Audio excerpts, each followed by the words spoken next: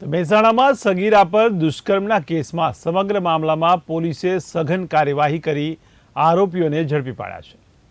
તે ઉપરાંત આ મામલામાં રાજકીય આગેવાનો દ્વારા આરોપીઓને તાત્કાલિક પકડવા રજૂઆત બાદ ઘટનાના આરોપીઓને પોલીસે ગણતરીના કલાકોમાં પકડી જેલ હવાલે કરી દીધા છે।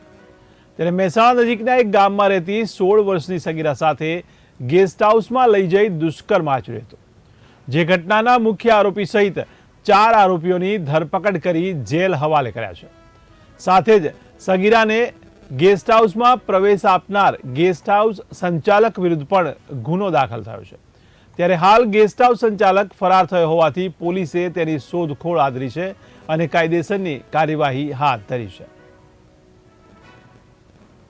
મહેસાણા તાલુકા પોલીસ સ્ટેશનની અંદર તારીખ 26/9ના રોજ એક 16 વર્ષની બાળકી સાથે દુષ્કર્મની ફરિયાદ દાખલ કરવામાં આવેલી હતી, જે અનુસંધાને પોલીસ કઈ જગ્યાએ જે દુષ્કર્મ થયું ત્યાંથી વિવિધ પુરાવા એકત્ર કરવાની કામગીરી, આરોપીઓની ઓળખ કરવાની કામગીરી, આ તમામ પ્રકારની કામગીરીની અંદર લાગેલી હતી। પોલીસને આરોપીઓની છેલ્લા 2 દિવસની અંદર પોલીસને લોકેશન મળતા હતા અને તેની પાછળ પોલીસ એમને ટ્રેસ કરતી હતી। આ અનુસંધાને ટોટલ 4 આરોપી પોલીસે અરેસ્ટ કરેલા છે। મુખ્ય જે આરોપી છે વિજય રાવળ, તેને પોલીસે ગઈકાલે રાત્રે અરેસ્ટ કર્યો છે।